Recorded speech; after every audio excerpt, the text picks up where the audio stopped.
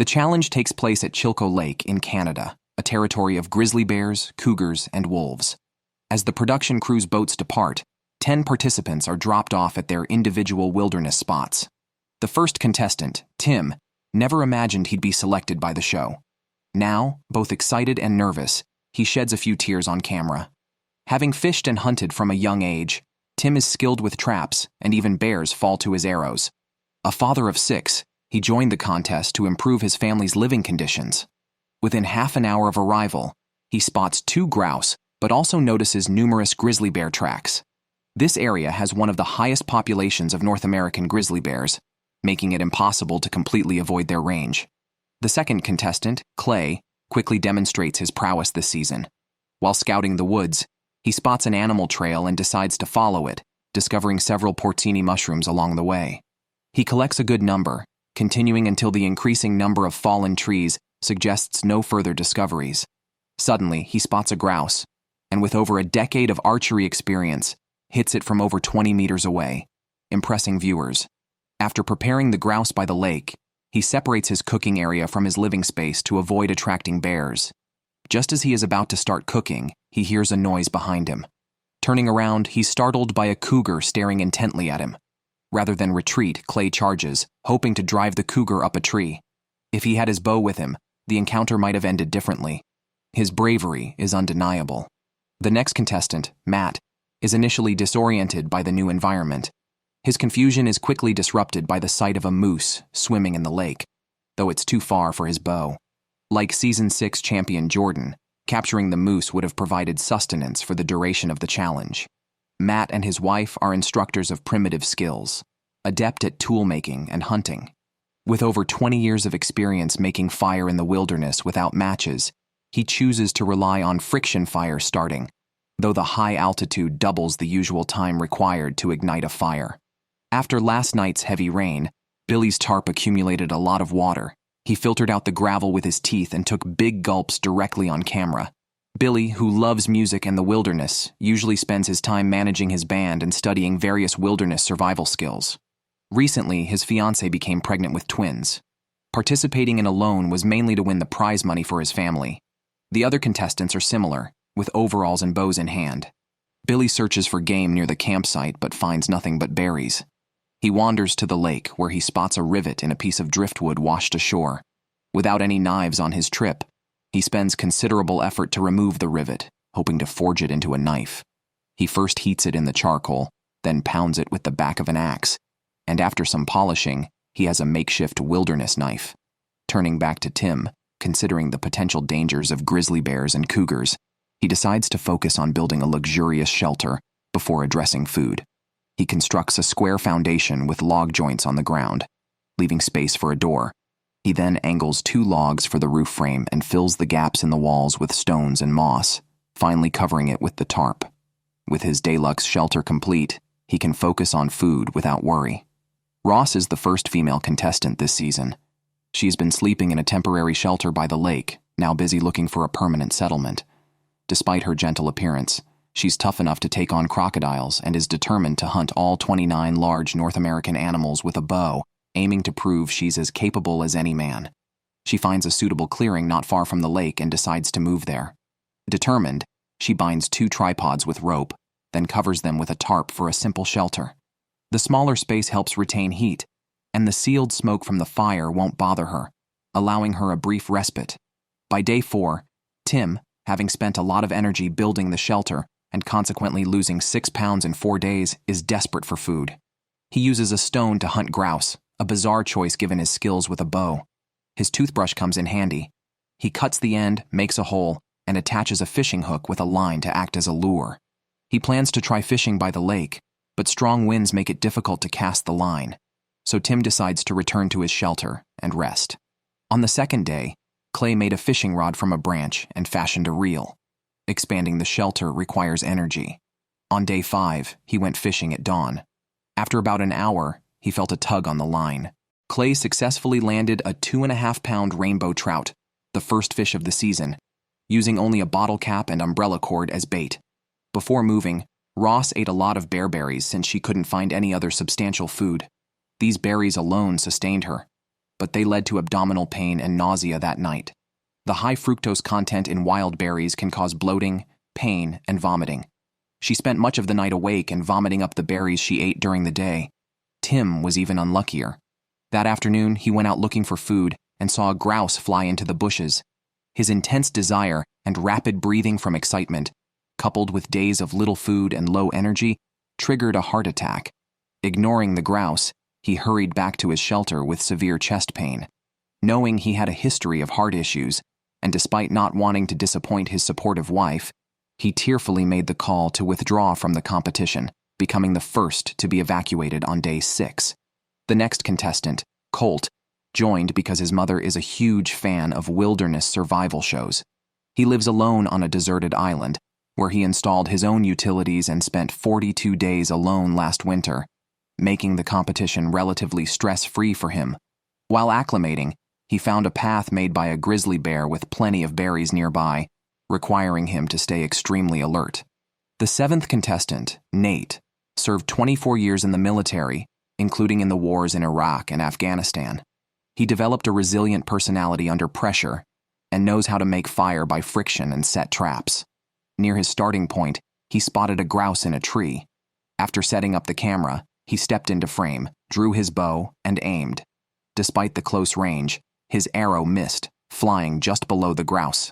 The 8th contestant, Teresa, a rare expert in Stone Age skills, is proficient in making tools from stones, bones, and wood. She joined the competition to win the prize money to maintain her ideal lifestyle. Upon arrival, she quickly found berries and edible plants. Teresa swiftly chose a temporary campsite, setting up a simple tent with a tarp and a leaning tree trunk, and placed her cooking site by the lake to avoid attracting bears, showing thorough consideration.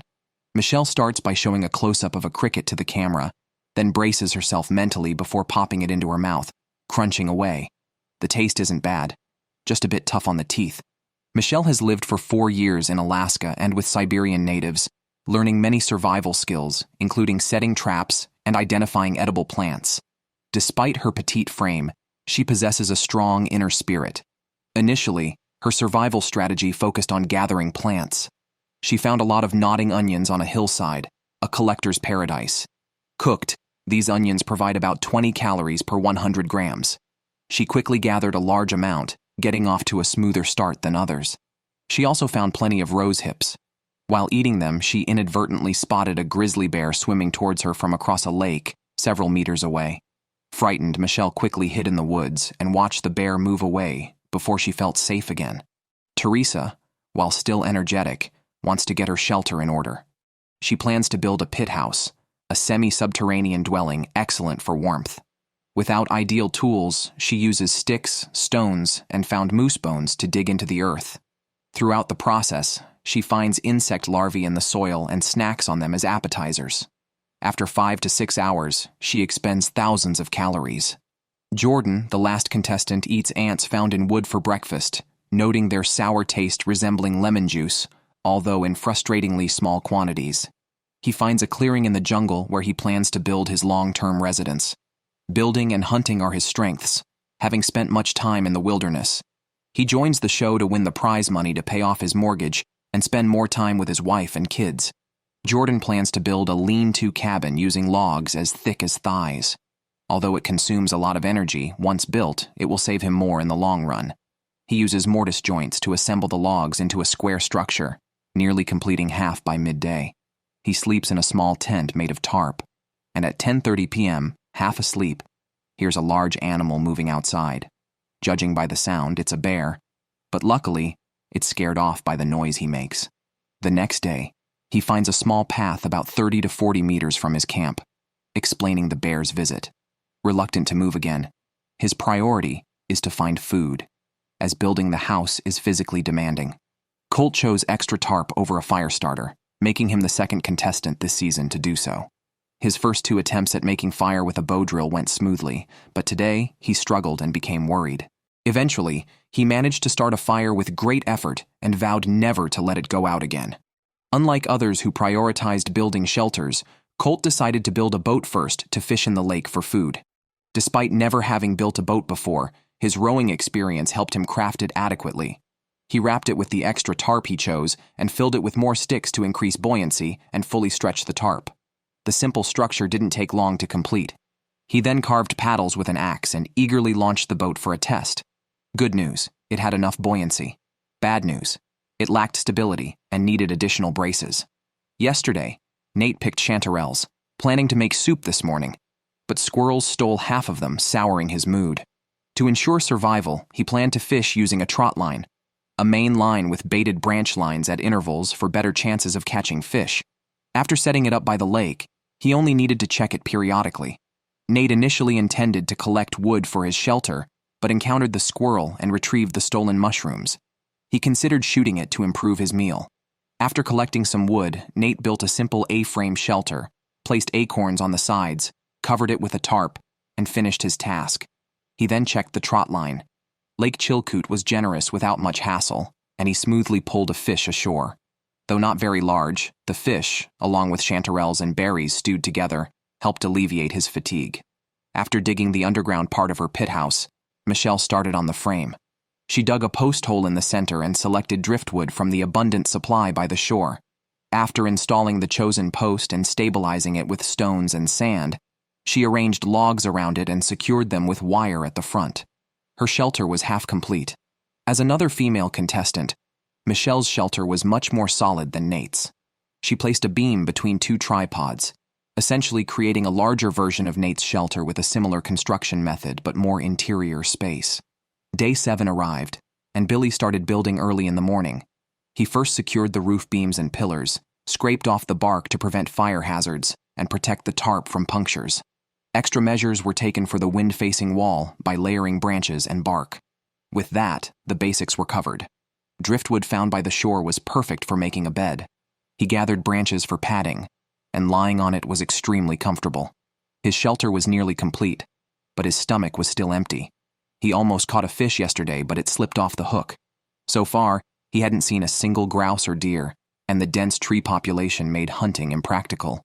He planned to check the opposite side of the bay. Unable to cross by land, he swam across in just a bathing suit, despite the water being only 11 degrees Celsius. After swimming 800 meters, he was disappointed by the dense trees and only a few berries on the other side.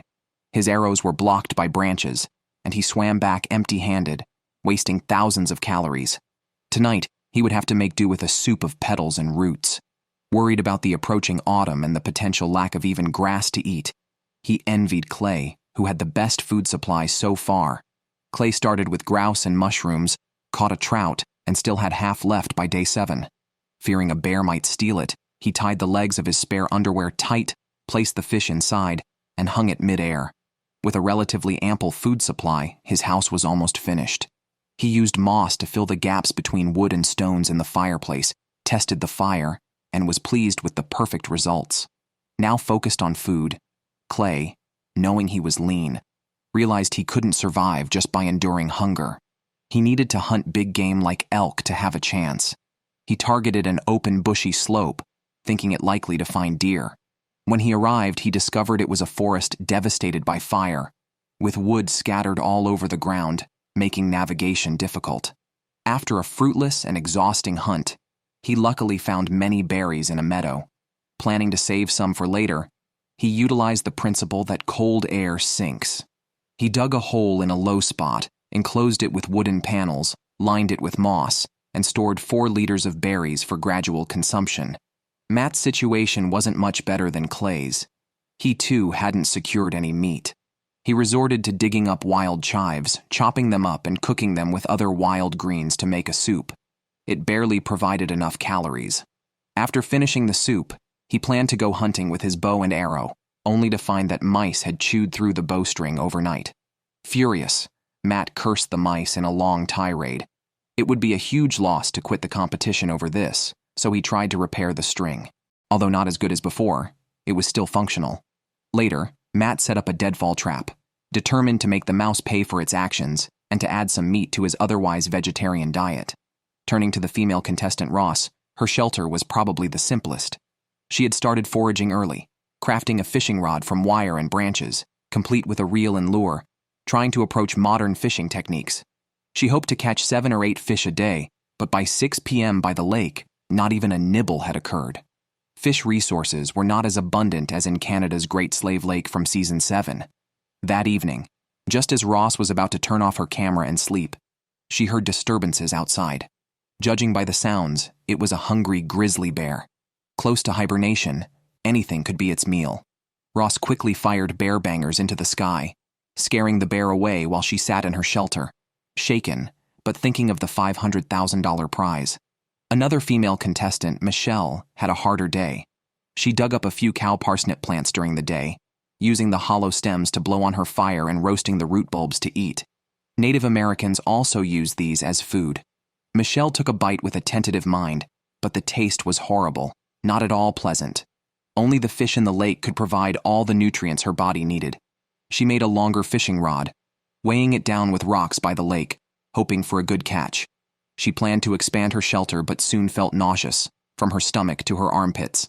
She had mistaken water hemlock for cow parsnip, as they look similar. But the former is highly toxic. Michelle chewed some charcoal in an attempt to neutralize the poison. She woke up around 5 a.m. feeling slightly better.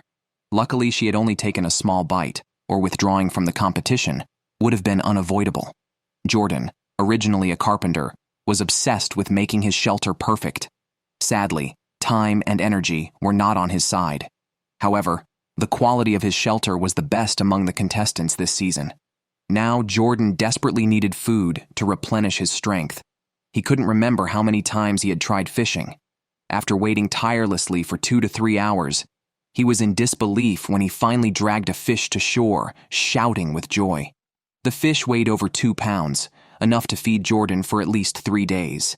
He quickly cleaned and prepared the fish, planning to make a fish head soup and enhance the flavor with chopped wild yellow essence roots. While the soup was cooking, he smoked the other slices of fish for dehydration and storage. On day 13, Teresa hung up her freshly washed underwear and, adopting a semi-sitting posture, became an expert in warming herself by the fire before returning to building her shelter. The frame of the house was ready. Next, she would lay the walls using large pieces of bark from dead fir trees stacked from bottom to top like tiles and fill the gaps with pine shavings for better insulation. She had left spaces for the fireplace and door. Looking at the empty interior, she planned to make a comfortable bed using wire to bind several logs together to form a frame, then laying wooden planks topped with grass and branches to mimic a mattress. Nate, feeling a bit desperate for food, decided to sunbathe to replenish some vitamins, as the continuous strong winds made fishing impossible. His fishing lines were washed back by the waves. After much thought, he decided to build a dock in the deep water area, hoping it might help. Using dovetail joinery techniques learned from his neighbor, he connected several logs into piles. However, as he carried them into the lake, he was annoyed by the water temperature and frustrated when the piles visibly fell apart. Realizing he had forgotten to install support beams, Nate wasn't discouraged. He focused on solving the problem rather than complaining. Previously, the boat Colt had used was unstable, so he made 2 small boats using the last bit of tarp and bound them with fir wood as external braces. On retesting them in the lake, there were no issues. Not only was the stability greatly improved, but the maneuverability was also excellent, allowing forward, backward, and rotational movement. Colt was thrilled and immediately stripped down to jump into the lake for a relaxing bath. However, his enjoyment was short-lived, as he spotted a grizzly bear staring at him from a distance and slowly approaching. Colt quickly fired a bear banger, which initially had no effect. The bear paused for a few seconds, then continued advancing. Colt fired a second shot, which made the bear retreat into the woods a few steps, but it still lingered and approached again. Only the third bear banger scared it away. That night, Colt was still shaken from the day's events, relieved that the bear had finally left. Hand the painting to craftsman Jordan. With the fish he caught a few days ago, he is living comfortably without worrying about food. The smoked fish has a reddish hue and is fragrant, tasting even better than he expected.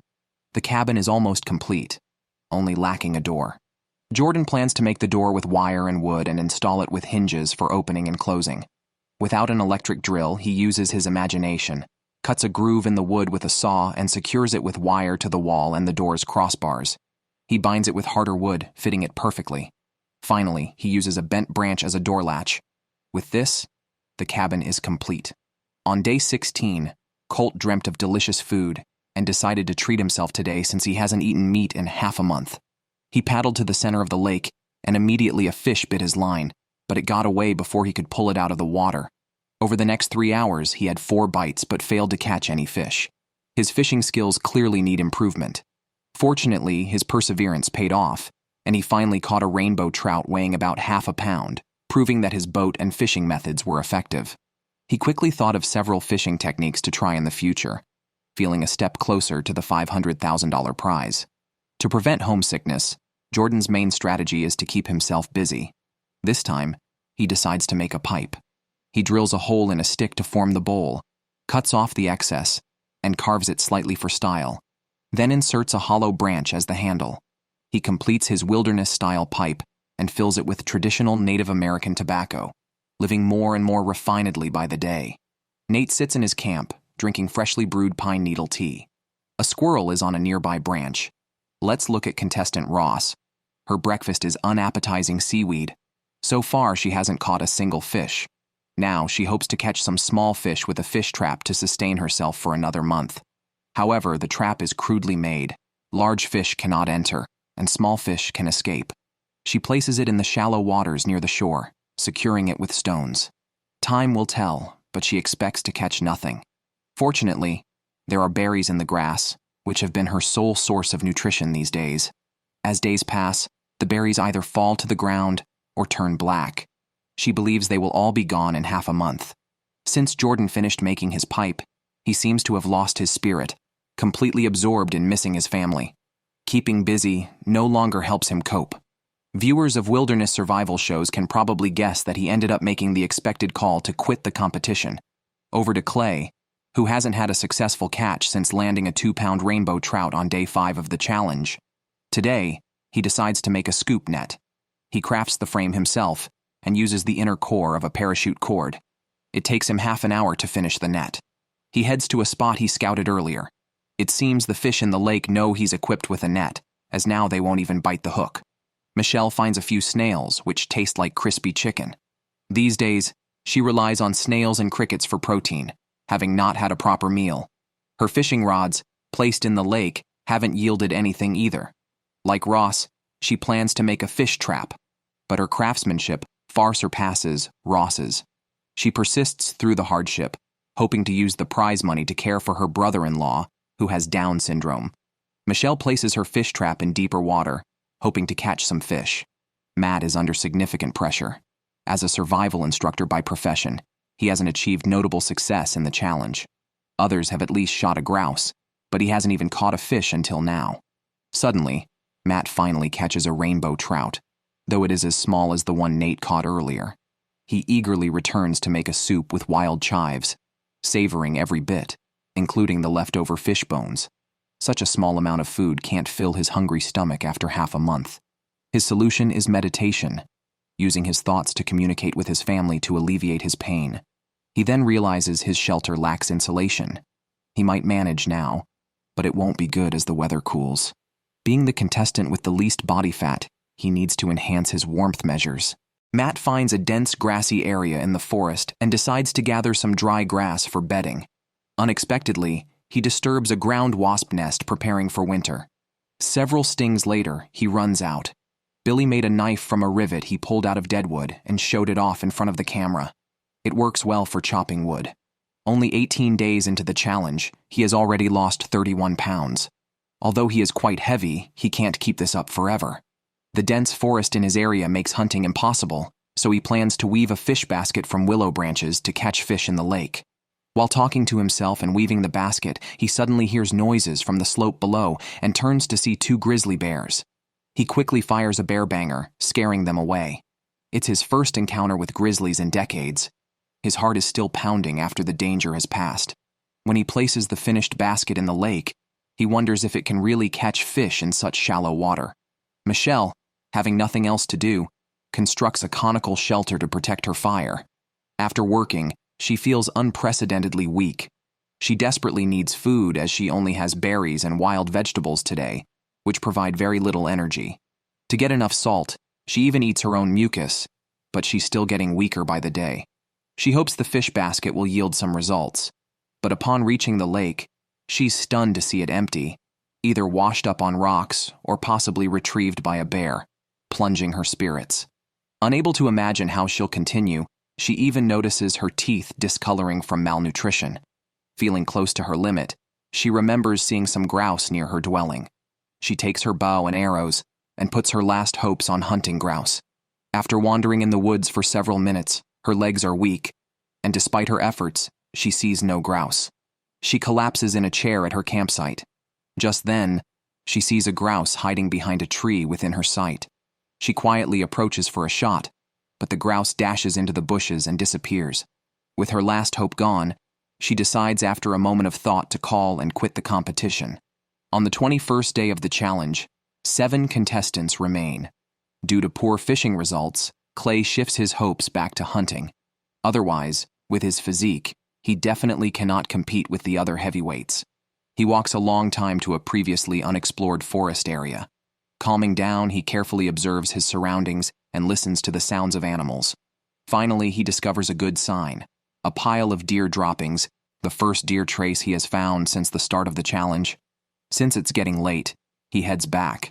Matt is the only survival coach this season, but has not met his own expectations. Eventually, he couldn't take it anymore. Regardless of how others might criticize him in the future, at least his family won't mock him. He decisively made the call to withdraw from the competition. After finding the area with deer activity, Clay followed the same route back the next day. Seeing fresh droppings on the ground, he surmised the deer were still active in the area. Around noon, he indeed spotted a black-tailed deer staring straight at him. Afraid to startle it, Clay froze in place. Once the deer lowered its guard and began to move, he seized the opportunity to shoot an arrow.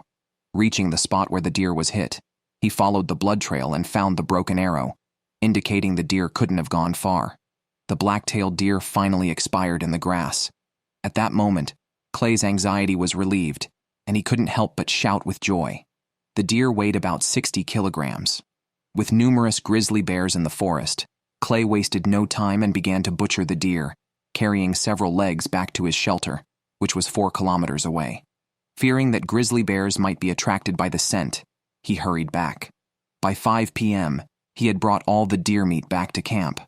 After removing the skin, bones, and offal, about 46 kilograms of pure meat remained.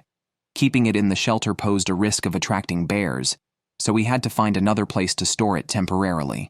Fortunately, the production team had provided each contestant with a heavy rope specifically for hanging meat. Clay hung the deer meat 7 to 8 meters high, making it difficult for any bears to steal. That evening, he fried deer heart and deer fat, and the aroma gradually spread through the air, eagerly anticipating the taste. As for Colt, he had also hoped to rely on hunting deer for food storage, but he hadn't seen even a trace of deer so far.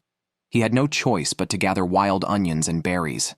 Thankfully, the low temperatures in the area meant that the berries could stay fresh in a cave for 3 weeks without spoiling.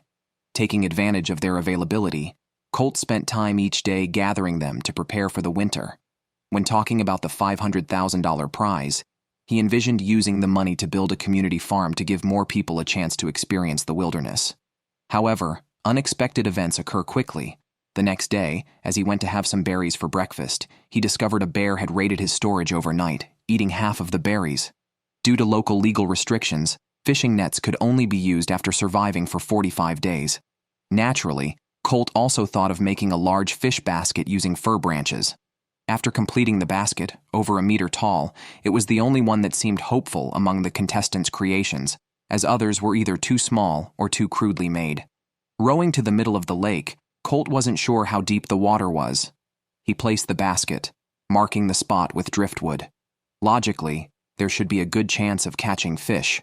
Nate has lost 32 kilograms from hunger, his cheekbones now prominently visible. Each day, he looks forward to checking his fishing line at the dock, his mood lifting with excitement. He slowly drags a fish towards the shore, but just as he is about to secure it, the fish slips off the hook. Nate quickly rushes into the water to catch it, but sadly watches as the fish escapes back into the lake. Without fish, he continues to drink pine needle tea. Having learned a painful lesson, Nate decides to build a scoop net. He uses Y-shaped branches to create a circular frame and parachute cord for the netting. Although the net is a bit rough and small compared to Clay's, it should work for catching fish. When testing it, Nate finds another small fish pulling on the line, the second one he's caught. On day 23, the meat Clay hung in the tree remains untouched by grizzly bears. Clay plans to build a smokehouse to preserve the meat through dehydration for a longer period. The structure must be robust to keep out grizzly bears. He uses a simple mortise and tenon structure, stacking cut logs into a square shape, binding wire inside for hanging the meat, and plugging gaps in the walls with moss. The roof is also covered with a thick layer of moss for waterproofing. He patiently slices the deer meat into strips, hanging over 46 kilograms of it in the smokehouse. By waiting overnight, the meat can be preserved for several months. Clay is now firmly leading in resource management. Teresa has finally completed her pit house but must still test its smoke ventilation. The results are disappointing. Within half an hour, the smoke makes it impossible for her to keep her eyes open. She gathers a large number of stones from nearby to build a meat smoker over the fire pit, filling the gaps with mud. The height is level with the ground, facilitating cover. The improved fire quickly shows effects, allowing her to move from her tent to the pit house. The pit house's insulation far surpasses other contestants' wooden houses, allowing Teresa to conserve energy by sleeping in just a sleeping bag. Turning back to Nate, he forgot to cover his iron pot before going to sleep 2 days ago. Drinking water in the dim morning light, he didn't notice several squirrel droppings in the water until daylight. He's unsure if this will cause illness, but feels fine so far. Today, he plans to make a fishing rod with a reel for longer casts, taking advantage of the dock's extension to catch bigger fish. After completing the rod and reel, Nate starts feeling nauseous and cold at 4 p.m.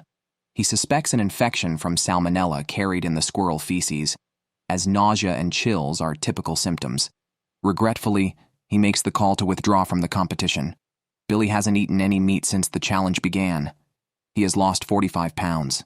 His fishing trap in the lake has been set for a week, hoping to catch a few fish to satisfy his craving for meat. Unfortunately, each time he checks, the trap is empty. With no other option, he tries fishing again. After nearly 2 hours by the lake, he finally catches a rainbow trout weighing about 1.5 pounds. Billy quickly goes back to build up the fire and stews the trout with some wild vegetables. While waiting for the fish to cook, he keeps an eye out for grizzly bears, fearing they might appear from nowhere and steal his catch. Eating just the fish meat is no longer enough to satisfy his protein needs, so he consumes the bones as well to feel fully satisfied. As the weather gets colder each day, it's necessary for Ross to install a large door on her squash shack to block the wind. Otherwise, the cold north wind at night is too much for her to withstand. On day 8, she found some wooden planks with nails still in them, which she hadn't used. Ross pulled the nails out, made a tripod from sticks, and wove some pine branches on top. By day 26, only 5 contestants remain. Billy, who had finally caught a rainbow trout, now only has a few sips of soup left, but they still taste incredibly delicious to him, as this was the first meat he's eaten since the challenge began. Feeling the cold weather, he plans to make a wooden door, using the classic design of 5 logs with 2 horizontal supports, and stuffs it with pine resin to enhance the wind-blocking effect. He uses a wire to tie to the house, avoiding even the effort of saying "open sesame" by just stepping on it. After fixing the door, he must also sort out the fireplace so he won't have to go outside to start a fire or boil water when it's windy or rainy. The stones are piled up on the lakeshore, and moving them to the shelter requires going up a steep slope. For an ordinary person, it's a simple task, but for Billy, who has been starving for months, it's a strenuous activity. Billy uses clay instead of cement to build a semicircular fireplace with stacked stones. It doesn't take much time, and the smoke ventilation works quite well. Ross sits inside her squash shack, using a found glass bottle as a hand warmer. The low energy intake makes her always feel cold, so she relies on this simple method to warm her hands, occasionally adding rose hips to the bottle for a unique flavor and a significant boost in vitamin C. Her luck with fishing has been poor, and now she thinks about setting traps in the woods to catch rabbits, a method she hasn't tried yet. Although squirrels are protected by local laws and cannot be trapped, making the wire loop larger should prevent harming them. Still, it carries some risks, which might be why the contestants are hesitant to set traps. Ross has no choice but to take this path now, with her mind focused solely on getting food to keep going. Fortunately, while setting traps, her sharp eyes spot a bear trap among some dry leaves. Since 2017, trapping bears has been banned for non-indigenous people, and given its rusty condition, it's definitely several years old. 2 days after setting up the traps, Ross found bear tracks on the ground while checking them. The tracks were near the lake, not far from where she was staying. As she was about to leave, Ross saw the bear that made the tracks coming towards her, which frightened her immensely. Ross hadn't recovered from the scare when she questioned whether risking her life for $500,000 was worth it. She held the emergency communicator in her hand, ready to press the button to quit. However, after calming down, she decided to continue the challenge. She caught an unlucky smoke-colored jackrabbit, the first rabbit caught this season. Ross had never had a full stomach, so she quickly cleaned the rabbit and set up a pot over a fire outside the camp. She exclaimed, "Oh my God," smelling the delicious aroma. After cooking, she ate the rabbit heart first, savoring its protein content, which was much higher than beef, chewing slowly before swallowing. Clay wanted to use the deer hide to make a lure hat to get closer to other animals for more hunting opportunities, also as a way to respect the hunted black-tailed deer by using every part of it. After removing the deer hide, he scraped off the fat, meat scraps, and cartilage to prevent rot. He then stitched the eyes and mouth, filling them with moss to create the lure hat. Clay scooped out the deer brains, mashed them into a paste in an iron pot, and spread it over the hide. The brain paste contained lecithin, a natural agent used for making leather. Colt, unable to get meat, decided to go after morels, abundant in his area. He collected 13 kilograms of morels and hung them to dry inside his cabin, hoping they would last until day 45 when he planned to catch big fish using a fish net and a tarp boat. A sudden heavy snowfall prevented Colt from collecting more morels. He then worked on improving his shelter to withstand the cold weather, covering the roof and walls with pine branches. Teresa followed a similar path, relying on edible plants for survival, because she believed the caloric content of plants was underestimated. She had tried fishing several times without success, or only catching month-old fry. She focused on collecting plants, targeting bright red bearberries and Solomon's seal roots in the fields. However, engrossed in her work, Teresa realized she had lost her way, which filled her with an unstoppable fear. Teresa tearfully told the camera she was ready to quit. Her feet frantically searched for a way out. Seeing more trees blown down by the wind, she knew she was getting closer to the lake. Once she found her way back to the shelter, she stopped talking about quitting. Her outing yielded 3 cans of cranberries, a bag of rose hips, a bag of wild vegetables, and some Solomon's seal roots, barely enough to sustain her for the day. To conserve her fat reserves, she depended on fish from the lake. Teresa built a small raft from logs, tying a trawling rope at the bottom, ready to pull the raft into deeper waters with a trawling system. Setting up for the first time required her to brave the cold water, wearing a life jacket and carrying an emergency communicator. After stretching her limbs, she swam into the deeper water. Unexpected inflation of the life jacket disrupted her rhythm, tangling the trawling rope around her clothing, complicating what should have been a quick task. Her legs, freezing and reddened, neared hypothermia. After returning to shore, she stayed by the fire for a long time. Although she recovered by nightfall, her legs were burned from being too close to the fire. Colt, on his 10th check of his hand-woven fish traps, had yet to catch anything. He stayed to fish, and his luck turned, catching 2 small fish, each only about half a pound. If only they were bigger, he could have had a hearty meal. Clay heard noises outside his camp in the middle of the night. Wearing a headlamp, he saw nothing. The sounds disappeared. By dawn, he realized a gray bear had approached within meters of his food storage. Worried about his dried deer meat being stolen, he planned to set up an alarm system. He tied a bear whistle to a tree, surrounding the storage with a string that would trigger the whistle if a bear stumbled upon it, scaring off even a tiger. With limited smoked deer meat, he could only eat a little over 2 ounces a day, or it would be gone in less than a half-month. Relying solely on deer meat was not enough for victory. Like the others, Clay needed fish from the lake to maintain his weight, but he too had no luck catching any. On day 32, Billy woke up early to find several holes chewed in his clothes by mice. It had been over 10 days since he last ate meat, and he was in urgent need of protein and fats. The ground, covered in snow, was very slippery. Despite walking cautiously, he still slipped and twisted his ankle, which was already injured. Billy went to the lake to calm his mind and fish, but after 5 hours, he caught nothing. Even with a strong mindset, this situation could be disheartening. Teresa's knees were blistered from burns. The painful price paid was compounded by her trawling rope tangling into a mess, rendering it useless. Unable to contain her frustration any longer, she crouched by the lake and cried for a few minutes. Colt, too, was having a rough day. He went to check his fish traps, only to find them stuck under debris in the water.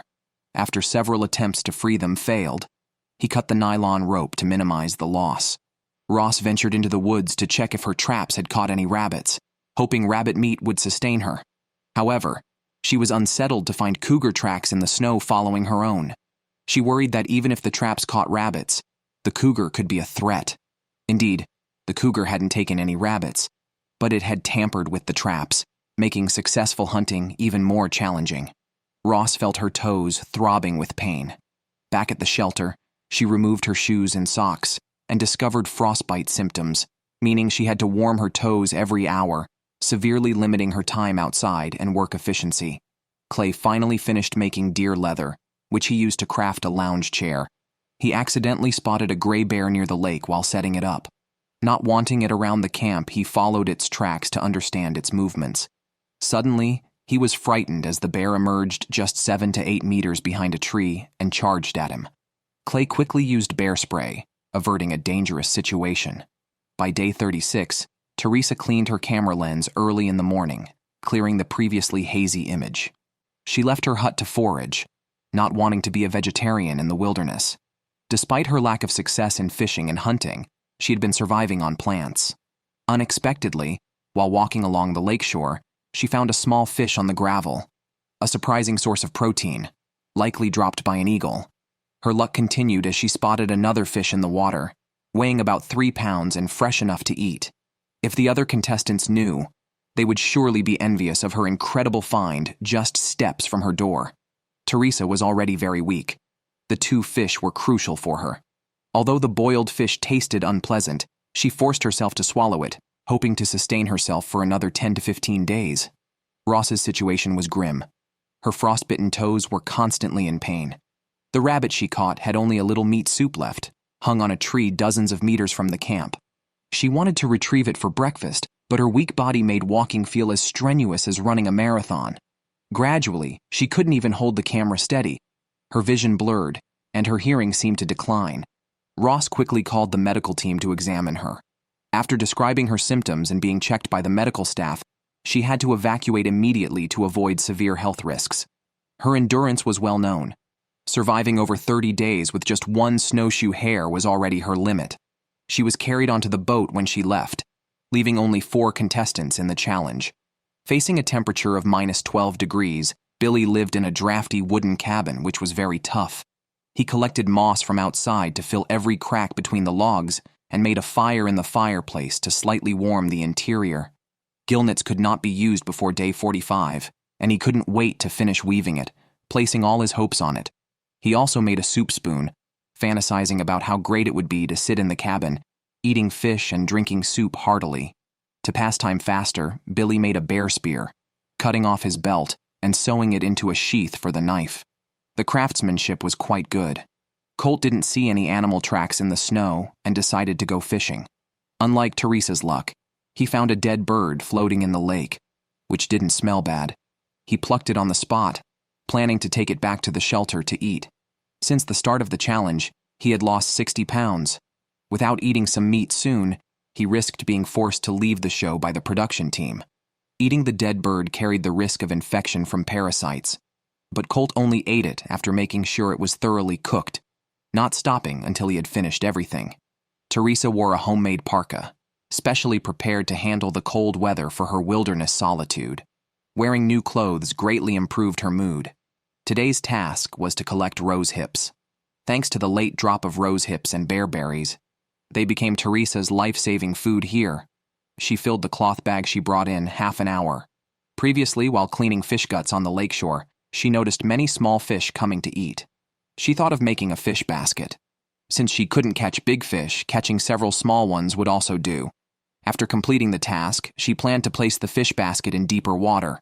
Teresa had already set up anchors in the water. Now, she just needed to pull the rope to drag the fish basket into the deeper water.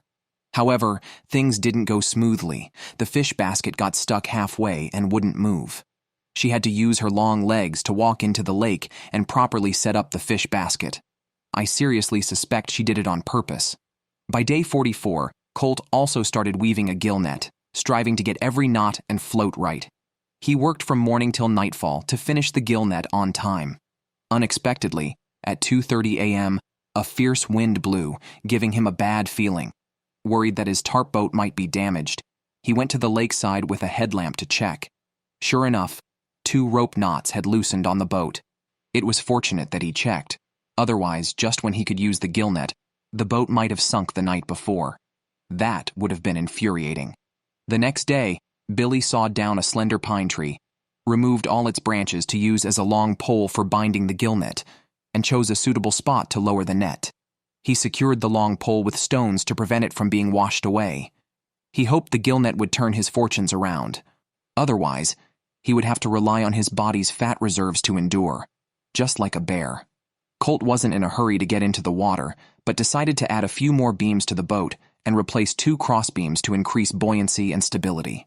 Afterwards, he sailed out and spread the gill net in the deep water, greatly increasing his chances of catching fish. While everyone else was busy setting nets to catch fish, Clay had the leisure to stuff moss into nets as sword targets and occasionally practice archery outside the camp. Today, he also needed to set up his gill net. For this, he decided to make a trawling pulley system. By standing on shore, he could easily deploy and retrieve the gill net. He constructed a tripod from logs, fixed an iron ring at the top, connected another iron ring to a buoy attached to an anchor stone in the water, and linked the 2 rings with a nylon rope. The gill net was thus freely deployed and retrieved. During his busy work, he noticed a teal duck less than 10 meters away. Seizing this rare opportunity, Clay immediately stopped his work and shot an arrow at the duck.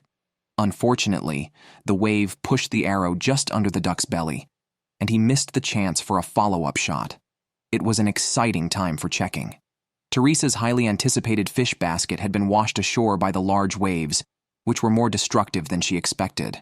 With no fish to eat, and only some matsutake mushrooms she had picked, she decided to cut them into pieces and boil them. Billy's gill net had not been washed ashore, but there was no need to retrieve it because from the shore, he could see it was empty. Now, all his hopes were dashed.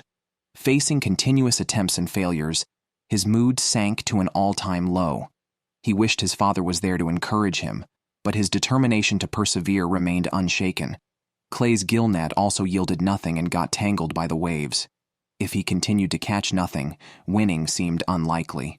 However, his gill net finally caught 2 rainbow trout, giving the contestants a much-needed boost. Despite losing 60 pounds over these days, with fish from the lake as food, he confidently said he could last another 50 days. Clay ventured into the forest to search for matsutake mushrooms. The area was scarce in grouse and rabbits, but fortunately, mushrooms were plentiful. While I marveled at his cutting technique, Clay pulled out a bag full of matsutake mushrooms. He had gathered 2 kilograms just along this ridge. Before the competition, Billy weighed 270 pounds and had plenty of body fat left, despite being hungry. He figured he could last another 20 days on tough resolve. Unable to find meat, he turned to wild onions, which were abundant near the camp. As long as they weren't withered, he could dig them up daily. Billy even started planting the onions he couldn't finish eating to keep them fresh. But realistically, it seemed unlikely there would be any leftovers. The gill nets remained persistently empty. Due to the lack of food, the cold became increasingly unbearable, causing his limbs to feel abnormally cold. Billy stretched his feet towards the fire to warm up, but accidentally burned a large hole in his socks. The contestants' luck seemed worse than ever. Teresa returned to her days of collecting berries for food. She hadn't found any fish by the lake again, and even picking berries left her gasping for breath, clearly due to long-term food shortage. It seemed she might be evacuated like Ross had been. Currently, Colt faced the least stress. Having great success in fishing, he had made some dice in the melon shed today for entertainment and relaxation. However, when it was time to check the nets, he was stunned upon reaching the lake. His trusted tarp boat had sunk. Colt insisted on rescuing it. He pulled the boat ashore and, after inspecting it, discovered that only the waves had swept water into the cabin, causing it to sink. The boat's ribs and a few seat planks were dispersed, but it could still be used as before once repaired. Clay has lost 20% of his body weight so far, but he still has muscle. There's not much meat left on the black-tailed deer. He desperately needs fish from the lake to supplement his diet.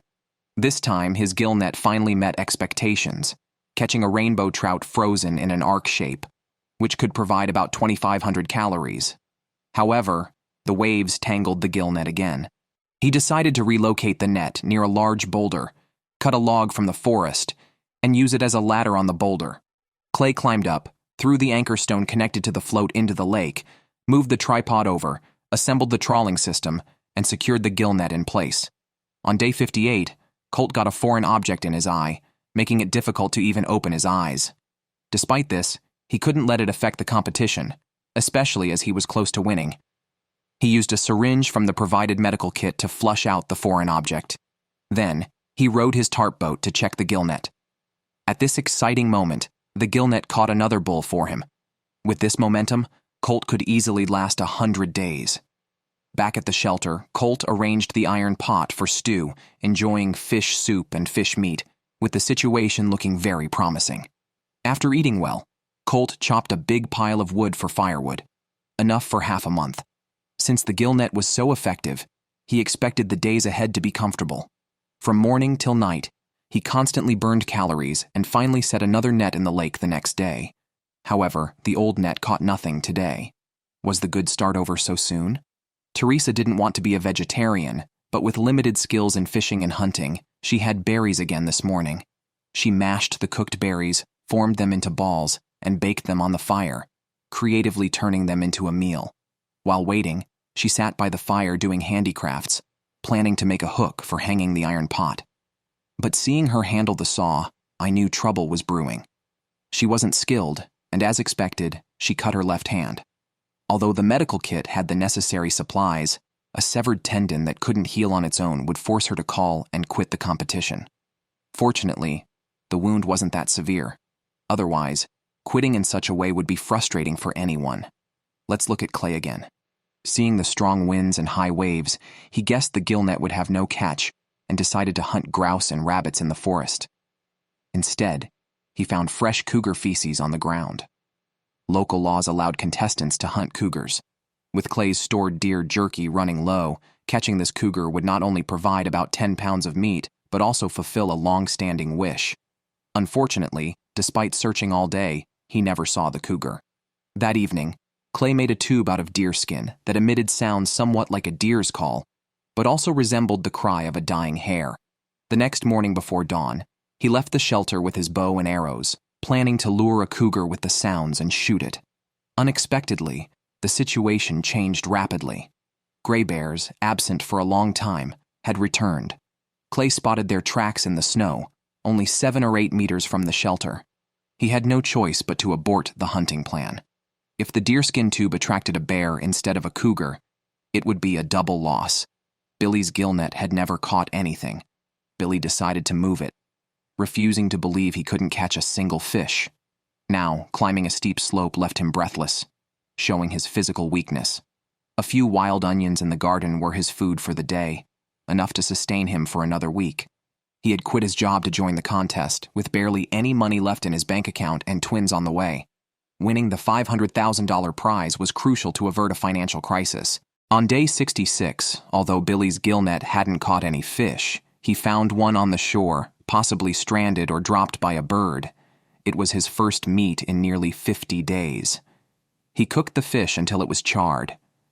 After a long time on a vegetarian diet, the small amount of meat, albeit little, felt incredibly satisfying due to the protein. Colt had thought the journey ahead would be easier, but the gill net caught no more fish. He felt his weight and stamina decreasing. The next day was the medical checkup scheduled by the show's producers.